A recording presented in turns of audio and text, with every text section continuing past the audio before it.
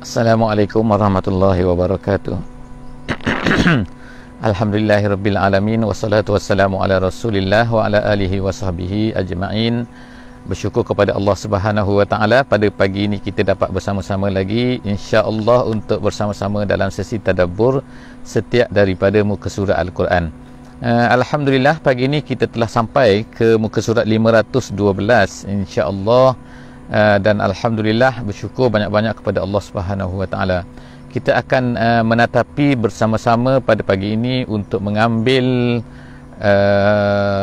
daripada yang terbaik, insya-Allah kita cuba daripada surah pada hari ini, iaitu surah Al-Fatah insya-Allah. Hari ini kita berada bersama-sama di muka surat yang kedua daripada surah Al-Fatah. Jadi insya-Allah kepada sesiapa yang mempunyai kelapangan dan kesesuaian untuk membuka mushaf, sila berbuat demikian insya-Allah semasa kita bersama-sama dalam sesi ini. Jika anda semua dalam kenderaan, jangan buka, hanya boleh dengar saja insya-Allah.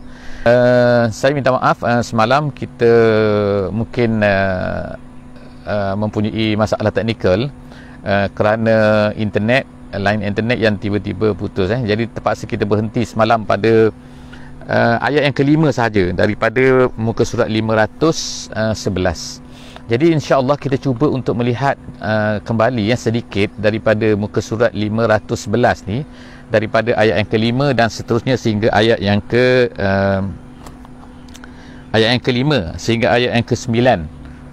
Kerana pada pagi ini insya-Allah kita akan bersama-sama dalam ayat yang ke-10 sehingga ayat yang ke-15. Jadi oleh kerana ketinggalan semalam, jadi kita lihat kembali sedikit.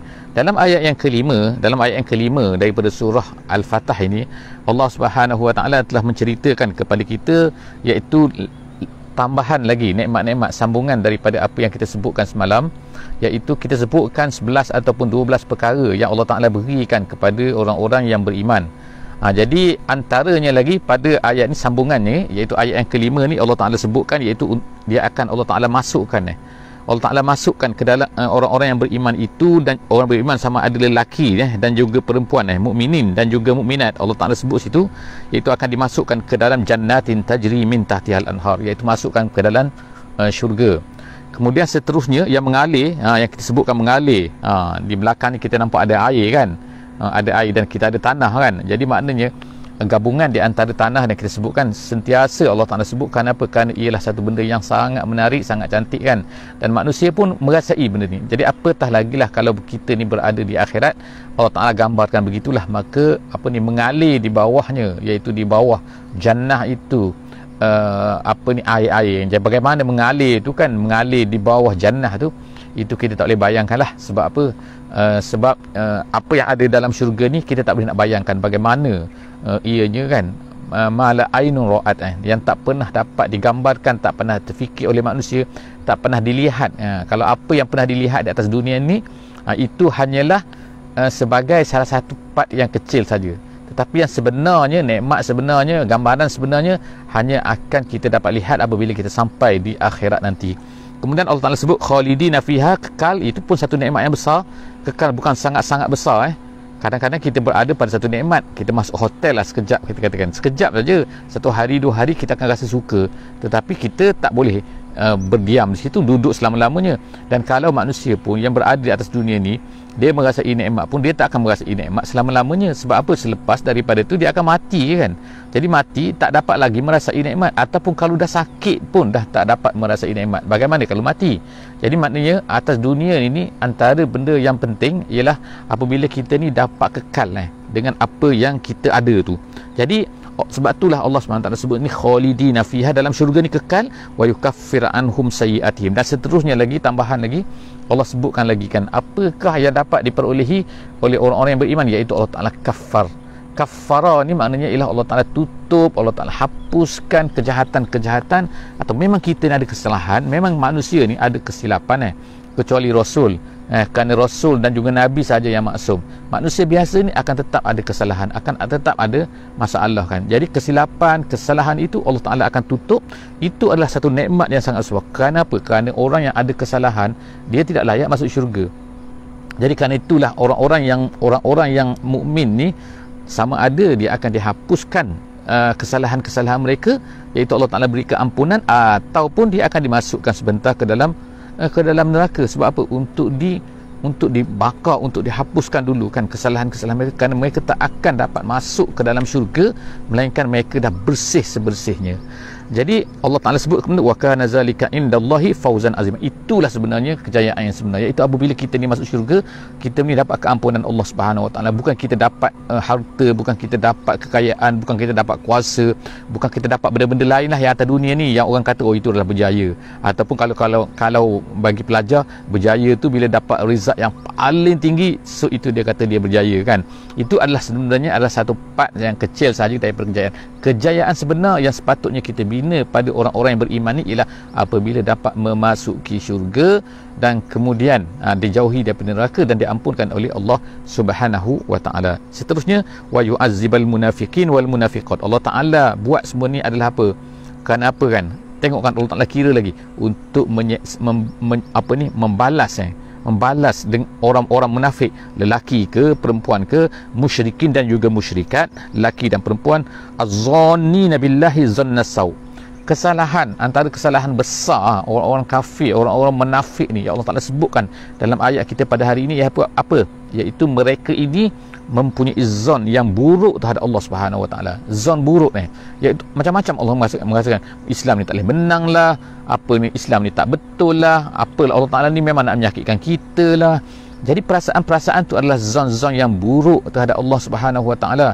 Kita sebagai orang yang beriman ni mestilah menjauhi. Kerana apa? Kerana zon yang buruk ini adalah merupakan satu benda yang tidak patut. Salah satu daripada part keimanan kalau kita ni beriman kepada Allah, antara benda yang sepatutnya ada pada kita ialah apa? Iaitu kita mesti mempunyai zon yang baik kepada Allah SWT. Kenapa Allah Ta'ala buat ni? Kenapa Allah Ta'ala buat semua tu? Adalah kerana kita nak, mesti ada kebaikan dia, mesti ada hikmahnya. Kenapa Allah Ta'ala buat macam tu kan? Kemudian alaihim dairatus sau. Allah Ta'ala katakan ke atas mereka kembalilah sebenarnya dairatus sau, pusingan kalau dairah tu makna pusingan, tapi maknanya akan kembali semula kan, yang mereka sangka pada Allah tu, itu nanti kenakan pada mereka tu. Kemudian Allah Ta'ala kata wa ghadiballahu alaihim wa la'anahum wa a'adda lahum jahannam wa sa'at masira. Allah Ta'ala sebutkan macam-macam sini. Itu apa? Allah Ta'ala murka pada mereka, Allah Ta'ala marah kepada mereka. Kemudian tu Allah Ta'ala laknat mereka. Kemudian tu Allah Ta'ala sediakan untuk mereka itu jahannam. Nampak tak itu maknanya kan? Allah Ta'ala memang sangat-sangat marahlah kepada orang-orang musyrik, kepada orang-orang kafir, kepada orang-orang munafik ni kan. Kenapalah mereka ni kan? Mereka ni adalah hamba Allah, tapi kenapa mereka ni melawan Allah Ta'ala, membuat sakaan kepada Allah Ta'ala? Walillahi junudus samawati wal ard wa kana Allahu azizan hakima. Allah Ta'ala beri amaran lagi sini kan, amaran kepada orang-orang yang tak beriman ni kan. Walillahi junudus samawati wal ard. Bagi Allah tu tentera langit dan tentera bumi kan. Allah Ta'ala maknanya kalau nak hapuskan mereka, nak kenakan apa-apa kepada mereka, mudah saja. Tengoklah apa yang berlaku pada kita hari ini kan, dengan coronavirus, salah satu daripada tentera Allah Subhanahu Wa Ta'ala. Walaupun kita dituntutlah untuk berobat dan sebagainya kan, tetapi kita hendaklah merasai bahawa itu bagaimana tentera Allah Subhanahu Wa Ta'ala. Allah Ta'ala hantar sikit saja, Allah Ta'ala hantar gempa bumi, Allah Ta'ala hantar puting beliung, Allah Ta'ala hantar macam-macam kan, Allah Ta'ala hantar boleh hantar kan ribut lah dan sebagainya kan. Itu semua adalah tentera Allah Subhanahu Wa Ta'ala. Jadi nak beri amaran kepada orang-orang yang tak beriman ni, yang tak nak mahu beriman ni, bahawa kalaulah kamu ni tak nak beriman, Allah Ta'ala tu ada tentera-tentera dia. Cuma Allah Ta'ala beri masa kepada kamu lah kan. Jadi Allah Ta'ala ni Aziz Hakim. Kenapa dia buat macam tu? Kenapa tak buat macam tu? Itu dia Hakim. Dia adakah dia ni boleh dilawan oleh manusia? Tak boleh. Dia tu Aziz. Inna arsalna. Kemudian seterusnya Allah Ta'ala kata inna arsalna kasyahidan wa mubashiran wa nazira. Allah sebut sini kan, iaitu kerja, tugas, role Nabi SAW ni dan juga orang-orang yang beriman lah. Allah Ta'ala hantar Nabi ni untuk apa? Kenapa Allah Ta'ala hantar Nabi ni kan? Kalau ikutnya kita kata susah-susah Nabi ni, untuk apa sebenarnya benda-benda ni semua? Jadi Allah Ta'ala kata nombor satu syahidan. Syahidan ni menjadi saksi. Menjadi saksi apa? Bahawa kita sebut dalam salah satu daripada perbincangan kita kan, yang ada dalam Quran, disebutkan dengan nama apa? Syahadatul haq. Syahadatul haq ni apa? Iaitu Nabi menjadi saksi kan, menjadi saksi. Sayaqulu sufaha'u minan nas ma wallahum an qiblatihim allati kanu 'alaiha kullillahil masyriq wal maghrib yahdi man yasha'u ila siratin mustaqim wa kadzalika ja'alnakum ummatan wasata litakunu syuhada'a 'alan nas wa yakuna ar-rasulu 'alaikum syahida. Jadi nampak tu perkataan yang Allah Ta'ala gunakan asy-syahadah, daripada perkataan asy-syahadah, iaitu apa? Nabi ni menjadi saksi. Apa menjadi saksi? Iaitu dia telah memberitahu kepada kita. Ya Allah, Nabi SAW berkata kan dalam semasa di Hajatul Wada, Allahumma habbalagtu, Allahumma fashhad. Ya Allah, aku dah sampaikan dah. Ya Allah, saksikanlah. Jadi Nabi Muhammad ni menjadi saksi bahawa dia telah menyampaikan Islam kepada manusia yang ada di zaman ni. Dan sekarang ini kita pula lah menjadi saksi kepada apa yang berlaku di keliling kita, iaitu kita sebagai orang Islam sepatutnya berasa bertanggungjawab lah kan. Sebab apa? Sebab kan manusia jahat ke, manusia tak beriman ke, manusia musyrik ke, manusia langgar perintah Allah Subhanahu Wa Taala yang ada pada hari ini, sepatutnya kita ni adalah bertanggungjawab. Kenapa bertanggungjawab? Iaitu kita sampaikan ataupun tidak Islam ni kepada mereka. Kalau mereka tak terima Islam, kalau mereka tak nampak Islam tu, maka kenapa? Kerana kesalahan kita, maka kita adalah kesalahan kita. Kenapa? Kerana kita tidak menjadi saksi. Itu maksudnya menjadi saksi. Yang keduanya ialah mubasyiran, memberi khabar gembira. Kemudian yang ketiga ialah naziran, memberi khabar yang kalau kamu buat macam ni, kamu akan kena macam ni. Maknanya kalau kesalahan macam ni, kamu akan kena azab dan sebagainya. Jadi mubasyir ialah perkara yang menceritakan perkara-perkara yang menggembirakan. Kalau kamu buat macam ni, kamu dapat syurga. Tapi kalau kamu langgar ni, kamu akan masuk neraka. Itu jadi basyiran. Jadi tiga tugas yang Allah Ta'ala sebutkan di sini. Tugas Nabi SAW iaitu apa? Syahid, kemudian mubasyir, kemudian nazir. Kemudian litu'minu billahi wa rasulihi wa tu'azziruhu wa tuwakkiruhu wa tusabbihuhu bukratan wa asila. Tugas orang-orang yang beriman. Untuk apa? Supaya Allah Ta'ala buat semua ni. Allah Ta'ala hantar Rasul, Allah Ta'ala memberi kemenangan, memberikan Hudaibiyah kepada kamu semua, iaitu apa? Untuk supaya kamu beriman, nombor satunya. Yang kedua, untuk kamu, supaya kamu ni tu'azziruh, kamu sokong, kamu bantu Nabi ni. Kalau kita pada hari inilah bantu Islam tu kan, bukan hanya beriman saja litu'minu, satu, litu'minu billah wa rasulihi, kamu beriman dengan Allah. Adakah cukup? Tak cukup. Yang kedua, kamu hendaklah tu'azziruh, kamu kukuhkan dia, kamu kuatkan dia. Kita pada hari ini mesti kuatkan Islam, tukang kukuhkan Islam, bekerja untuk mengukuhkan Islam, memberi kekuatan kepada Islam dengan apa yang ada pada kita kan, dengan nyawa kita, dengan peluh kita, dengan harta kita, dengan nyawa, dengan nyawa kita, dengan pemikiran kita, dengan apa yang ada pada kita lah. Wa tu'azziruh. Setelah beriman kita mesti tu'azziruh, tak cukup dengan iman saja mesti tu'azziruh. Kemudian wa tuwakkiruh, kamu hormati hormatinya, hormati Nabi SAW kan. Maknanya pantang Nabi ni dihina, kita akan lawan kita akan mempertahankan Nabi kita ni walau apa yang terjadi. Masya Allah kan, sekarang ni orang buat macam-macam kepada Nabi kan, menghina Nabi. Jadi sepatutnya kita, kalau kita seorang yang tuwakkiruh, kalau kita ni orang yang menghormati Nabi, merasa bangga dengan Nabi ni kan, nak menjunjung Nabi, maka sepatutnya kita ni adalah akan mempertahankan Nabi. Kemudian watu sabbihu, dan kemudian kamu hendaklah mentasbih. Tasbih itu kepada Allah Subhanahu Wa Taala. Kemudian bukratan wa asila, iaitu artinya siang dan juga malam, artinya itu pada setiap waktu. Bukan siang dan malam saja kan, tapi setiap waktu. Barulah kita nak masuk kepada muka surat 512. Baru kita habis muka surat 511 kan. Jadi minta maaf lah kan, ambil masa 10 minit untuk menceritakan tentang apa yang ada pada muka surat 511. Kita masuk sekarang muka surat 512 insya-Allah bersama-sama daripada ayat yang ke-10 sehingga ayat yang ke-15.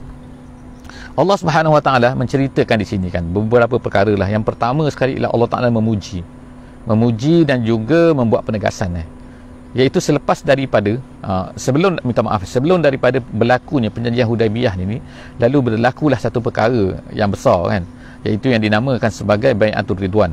Bai'atul Ridwan ni iaitu apabila tersebarnya viral cerita di kalangan orang Islam pada masa itu, mereka berkumpul di Hudaibiyah, tiba-tiba tersebar berita Sayyidina Uthman yang telah dihantar ke Mekah ni untuk membuat perbincangan dengan ahli Mekah ni, nak beritahu bahawa kami ni bukan datang nak berperang dan sebagainya.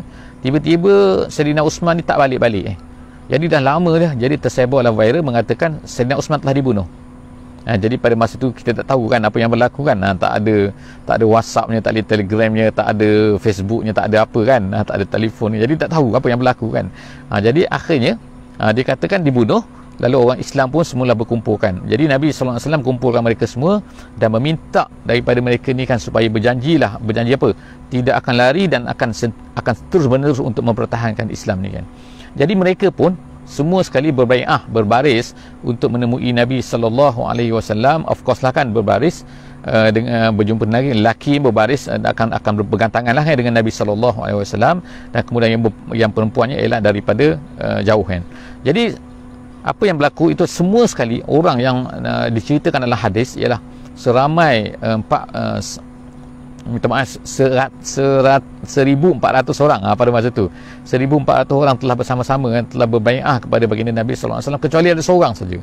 Ada seorang saja yang menyorok pada masa itu, dikatakan di bawah unta. Nama dia ialah Jad ibnu Qais. Jadi tak tahulah dia takut apa kan. Jadi dia tak nak ikut kan, kaum dia untuk pergi berbai'ah. Jadi setelah daripada mereka berbai'ah ni, Allah Subhanahu Wa Taala telah memuji mereka kan dengan bai'ah ni kan.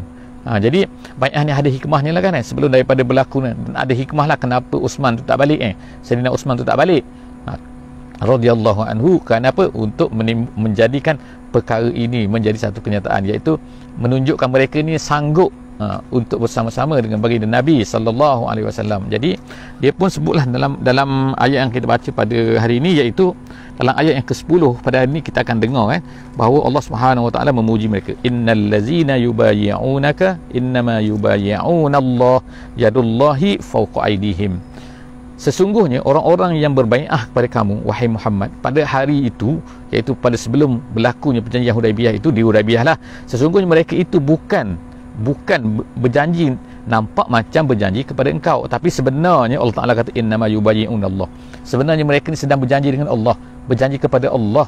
Jadi itulah satunya kelebihan yang Allah Ta'ala sebutkan di sini. Yang keduanya ialah Allah Ta'ala nak tegaskan lagi bahawa sebenarnya janji mereka itu bukan kepada seorang manusia yang bernama Muhammad, tapi sebenarnya mereka ni sedang berjanji kepada Allah Subhanahu Wa Taala. Sebab Nabi SAW tak akan buat satu benda melainkan atas arahan Allah Subhanahu Wa Taala. Jadi mereka pun berjanjilah sebenarnya berjanji kepada Allah tu. Allah nak tegaskan oleh kerana itulah maka mereka mestilah berpegang kepada janji mereka tu. Jangan main-main jangan main-main bila nak berjanjinya. Dan sebab itulah bai'ah ni dalam Islam ni adalah satu perkara yang besar lah sepatutnya kan. Bai'ah ni iaitu perjanjian kan, walaupun kita kata bai'ah ni dia daripada al-mubayya'ah. Mubayya'ah ni maknanya mu'ahadah maknanya seorang tu berjanji dengan seseorang. Apabila berjanji maknanya ada benda, ada perkara yang dia akan janji nak buat, dan ada perkara yang orang tu janji nak beri kan. Jadi bai'ah tu macam itulah, apa dia janji mereka tidak akan lari dalam apa-apa pun yang akan bersama dengan Nabi sallallahu alaihi wasallam. Apa janji yang mereka dapat daripada Nabi sallallahu alaihi wasallam, iaitu al-jannah, syurga, al-syurga jadi Allah Ta'ala tegaskan lagi sini, Allah Ta'ala sebutkan sini apa? Iaitu yadullahi fawqa aydihim. Kalau ikut terjemahannya ialah tangan Allah di atas tangan mereka. Tapi menurut ahli sunnah wal jamaah menurut pandangan yang kita pegang, iaitu apa kan? Maksud di sini ialah kuasa Allah. Kuasa Allah, yadullah fawqa aydihim, maknanya kuasa Allah di atas tangan mereka. Maknanya Allah Ta'ala melihat, Allah Ta'ala akan mengambil tindakan jika sekiranya mereka ni melanggar. Sebab itulah datang amaran selepas daripada itu kan, iaitu apa? Faman nakasa fa innama yankusu ala nafsih. Nakasa, daripada nakasa ni maknanya daripada perkataan an-niksu, iaitu apa?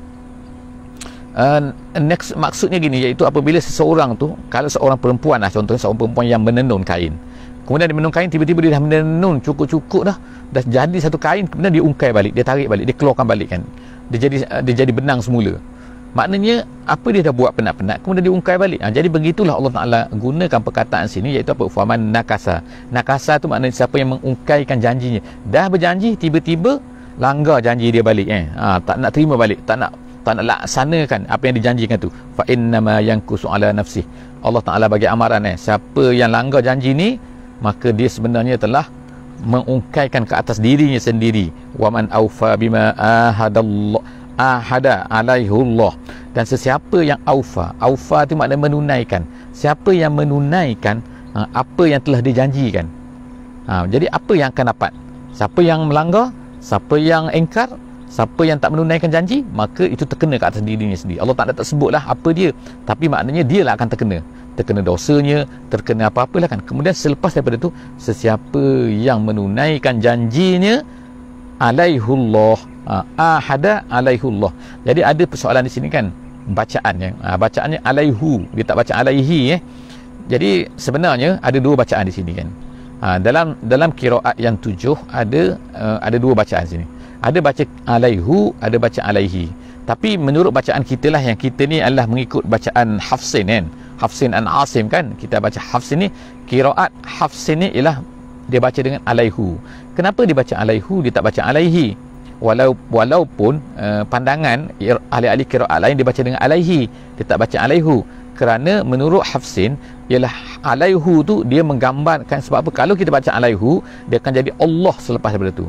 Dia jadi Allah. Kalau kita baca hi, alaihi, jadi alaihillah. Alaihillah maknanya dia akan jadi bawah, bagi bawah dia akan jadi macam rendah kan. Alaihillah dengan alaihullah.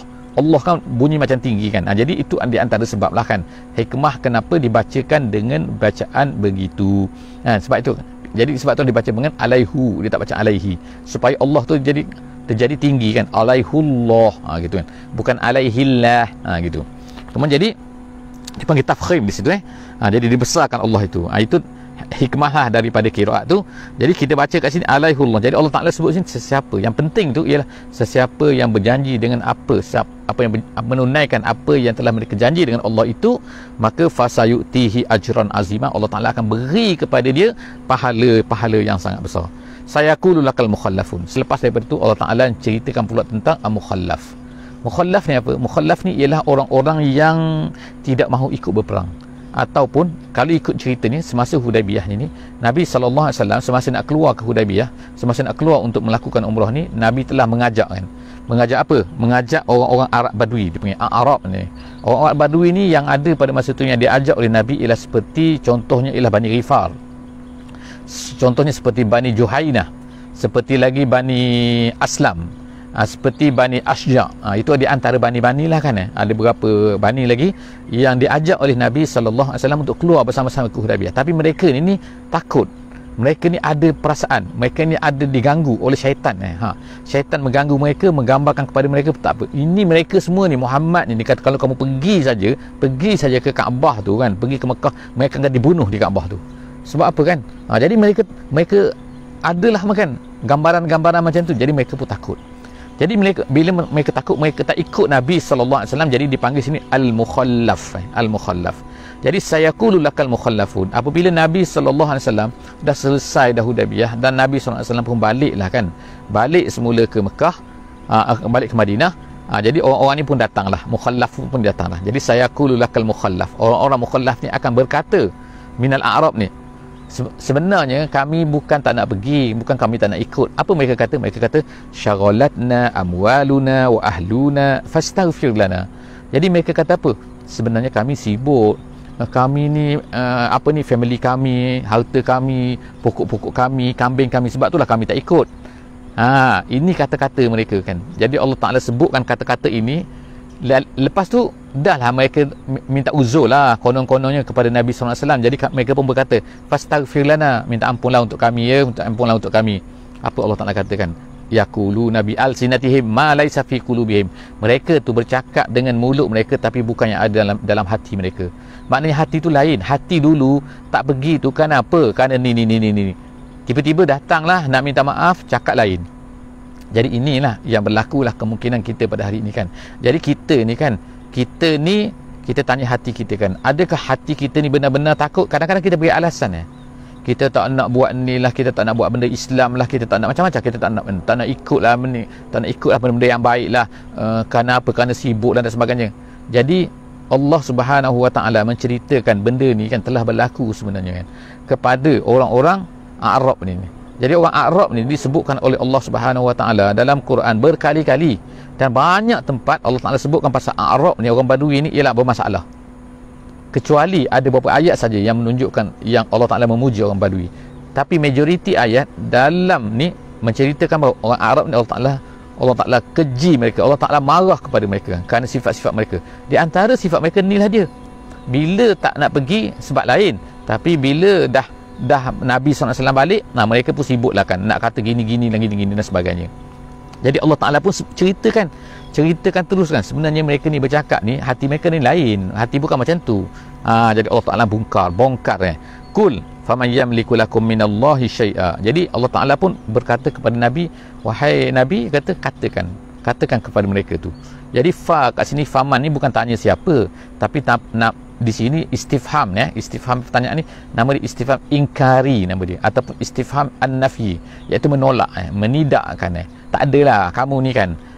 Siapa lagi? Maknanya tak ada pun, tak ada orang yang dapat memiliki kan selain daripada Allah ni kan. Kalaulah Allah Ta'ala nak keburukan kepada kamu, satu benda yang tak baik kepada kamu, mesti dia akan berlaku.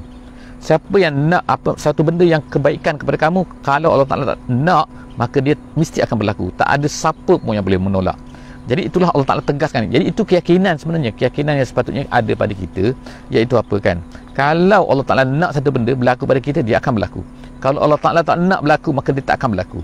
Jadi itulah sepatutnya, bukan kita. Jadi sepatutnya kita ni janganlah langgar perintah Allah Subhanahu Wa Ta'ala. Kenapa? Kerana takut benda ni. Tak ada kan, dia tak akan berlaku kalau Allah Ta'ala tak izinkan berlaku kan.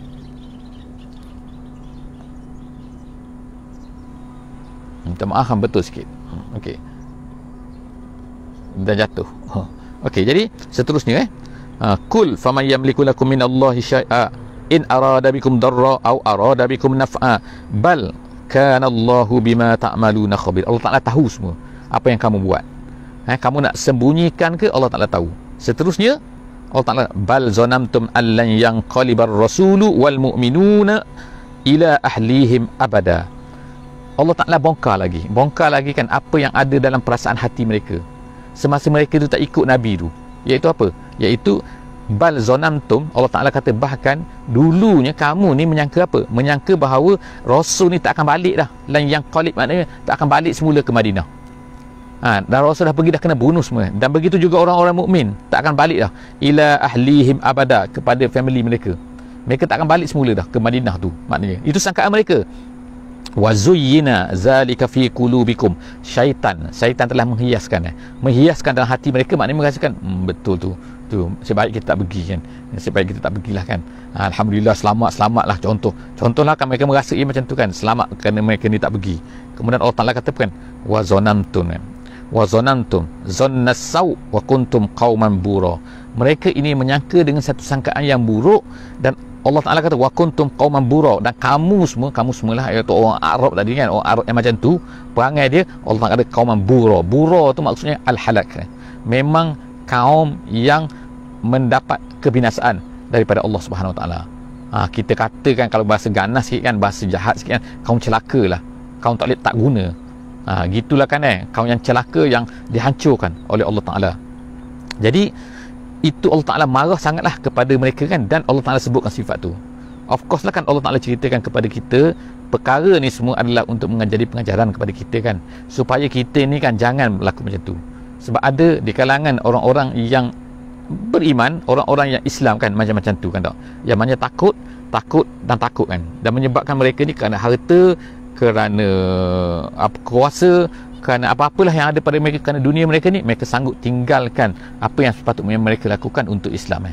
Seterusnya Allah Ta'ala sebut, iaitu wa man lam yu'min billahi wa rasulihi fa inna a'tadna lil kafirina sa'ira. Siapa yang tak beriman dengan Allah, siapa tak beriman dengan Rasul, kami sediakan untuk mereka. Untuk mereka ni siapa? Orang kafir lah. Orang-orang macam tu lah, orang kafir. Orang tak beriman, orang kafir lah kan. Allah Ta'ala sediakan sa'ir untuk mereka. Walillahi mulkus samawati wal ard. Yang kamu nak sangat kepada dunia ni, kamu ingat dunia ni siapa punya kan? Kamu kejar sangat dunia ni siapa punya? Dunia ni Allah Ta'ala punya. Jadi yang kamu kejar ni ialah sebenarnya adalah milik Allah Subhanahu Wa Ta'ala. Kamu kejar satu yang milik Allah, tiba-tiba kamu lari daripada apa yang Allah Ta'ala suruh. Takkan satu benda yang pelik kan, kamu kejar sesuatu yang Allah, ini Allah punya, bukan awak punya. Bukan dunia ni, bukan Allah punya. Allah ni lain, dunia ni lain. Tak, Allah punya dunia ni kan. Pokoknya, kayu ke, bangunan ke, harta ke, semua tu Allah punya. Allah yang nak beri tak nak beri pada kamu. Tiba-tiba awak nak kejar benda ni, tiba-tiba awak lari daripada apa yang Allah Ta'ala suruh. Tak kepelik. Jadi Allah Ta'ala kata walillahi mulkus samawati. Allah Ta'ala memiliki semua tu kan, kerajaan langit, kerajaan bumi. Yaghfiru liman yasha wa yu'adzibu man yasha. Allah Ta'ala boleh maafkan siapa yang dia kehendaki, dan Allah Ta'ala dia nak azab siapa yang dia kehendaki, tu terpulang kepada dia. Wa kana Allahu ghafurur rahima. Allah Ta'ala ni sangat ghafur dan sangat rahim. Kamu minta supaya Muhammad yang tadi kan, kamu minta supaya Muhammad ni istighfar untuk kamu. Jadi Allah Ta'ala tak beri kepada Muhammad ni kan. Maknanya bukan mudah kan untuk istighfar untuk kamu, sedangkan kamu ni Allah Ta'ala dah bongkar habiskan isi hati perut kamu kan. Hati kamu sebenarnya lah, kamu ni sebenarnya bukan seperti apa yang kamu katakan, hati kamu tu lain. Jadi tapi Allah Ta'ala nak ampunkan sesiapa punya, itu dia punya pasal lah kan. Allah Ta'ala tu Allah punya kuasa, Allah berkuasa untuk memaafkan, untuk memberi keampunan kepada sesiapa yang dikehendakinya. Ayat yang terakhir insya-Allah pada pagi ni insya-Allah kita ada masa lah insya-Allah kan, walaupun habis masa lah, kalau ikutnya dah 30 minit tapi insya-Allah sedikit lagi untuk habiskan ayat yang terakhir, ayat yang ke-15 daripada surah Al-Fatah pada pagi ni insya-Allah, iaitu apa? Sayaqulul mukhallafuna idzan talaqtum ila maghanima litakhuzuha zaruna nattabi'kum. Sikap orang-orang Badui tadi, sikap orang-orang munafik tadi, orang-orang yang tak nak ikut pergi berperang tadi, orang tak nak ikut pergi, padahal bukan pergi berperang pun di Mekah tadi tu, untuk buat haji saja, untuk buat umrah, tapi mereka tak nak ikut mereka takut. Jadi sekarang ni Nabi SAW pun baliklah daripada Hudaybiyah, kemudian itu berlaku pada Zulhijjah tahun yang ke-6 tahun yang ke-6. Sekarang habis Zulhijjah, masuklah kepada tahun yang ke-7, iaitu Muharram. Masuk Muharram, Nabi SAW telah bersama-sama dengan para sahabatnya nak pergi sekarang ke Khaybar. Kerana apa? Kerana orang Yahudi dah berkumpul di Khaybar, membina kekuatan, mereka nak menyerang Madinah. Jadi Nabi dah tahu benda ni, diberitahu oleh Allah Subhanahu Wa Taala. Jadi Nabi pun terus mengerahkan tenteranya bersama-sama orang Muslim untuk pergi ke Khaybar untuk menghapuskan planning orang Yahudi ni, kejahatan orang Yahudi di Khaybar ni. Jadi Khaybar kita tahu lah kan, itu adalah benteng terakhir lah orang-orang Yahudi. Dan selepas daripada Khaybar ni tak ada lagi dah orang Yahudi di tanah Arab dihalau semua daripada tanah Arab. Sama ada mereka nak masuk Islam ataupun tak nak, mereka akan keluar, mesti keluar daripada tanah Arab, tak dibenarkan masuk lah. Sehinggalah kepada satu ketika bila ada tiba-tiba ada orang Islam yang membenarkan orang Yahudi itu masuk semula kan ke tanah Arab. Jadi sebab itulah Khaybar ni satu cerita yang sangat menarik lah kan, dan bukan tempatnya kita nak cerita kat sini, tapi Allah SWT nak ceritakan kepada kita di dalam ayat ini ialah berkenaan dengan apabila tamatnya Hudaybiyah, Nabi SAW pun mula bergerak ke Khaybar, iaitu sebulan selepas daripada itu, lebih kurang sebulan bulan yang seterusnya. Jadi yang boleh pergi ke Khaybar ni tak semua orang, hanya orang-orang yang mengikut pergi ke Hudaybiyah saja yang boleh pergi ke Khaybar. Jadi sebab tu satu benda yang menarik di sini, ketika itulah orang-orang Badui, orang-orang Arab yang keliling Madinah ni, ataupun dan juga orang-orang munafik yang berada di Madinah, pada masa tu mereka pun startlah nak ikut. Sebab tu dinamakan sini Maghanim. Dinamakan Maghanim sini. Maghanim sini ialah artinya Khaybar. Kenapa? Kerana di Khaybar ini orang Islam telah memperolehi harta yang banyak, tanah-tanahnya, hartanya, dan macam-macam lah kan, alat-alat perangnya, dan binatang-binatangnya sangat banyak kan, binatang-binatang ternakan. Jadi sebab itulah dinamakan Maghanim. Jadi Allah Subhanahu Wa Taala telah membuat ketetapannya, iaitu apa? Hanya orang-orang yang pergi ke Khaybar saja yang boleh ikut pergi ke, orang yang pergi ke Hudaybiyah saja boleh ikut ke, buat perjanjian Hudaybiyah saja yang boleh pergi ke Khaybar. Dan di Khaybar sana mereka mendapat harta yang banyak lah. Jadi pada masa ni bila tahu benda ni kan, orang-orang yang tak ikut tadi ke Khaybar nak ikut juga, mereka pun sibuk juga kan, kami nak ikut juga, dia kata kan. Mereka tahu kan sebab apa Khaybar ni akan dapat harta banyak.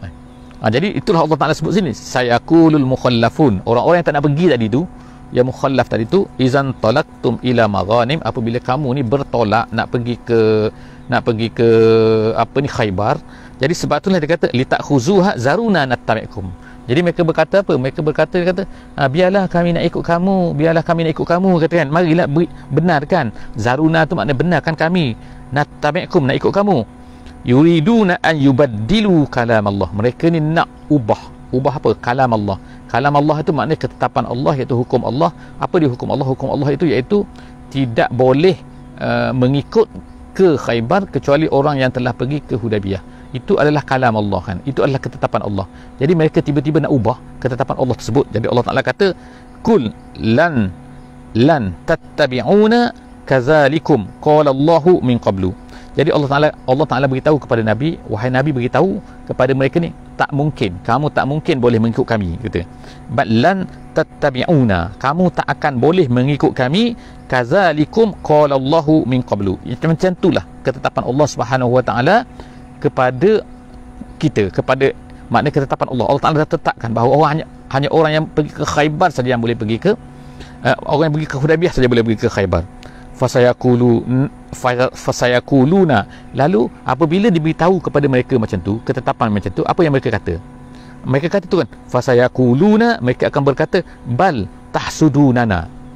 Pula ini nak menunjukkan, kata ulama tafsir, menunjukkan kurang adabnya mereka ni dengan Rasulullah sallallahu alaihi wasallam. Iaitu mereka kata apa? Mereka kata, kenapa tak nak beri kami ikut? Cemburu kat kami tu, dengki kat kami tu. Maknanya mereka ni sanggup menuduhkan kepada orang Islam ni dan kepada Nabi sallallahu alaihi wasallam kerana dengki kepada mereka, kerana takut kena bagi harta. Sebab itulah tak nak ajak kami. Jadi itu tuduhan mereka kan, tuduhan yang dahsyat lah kan.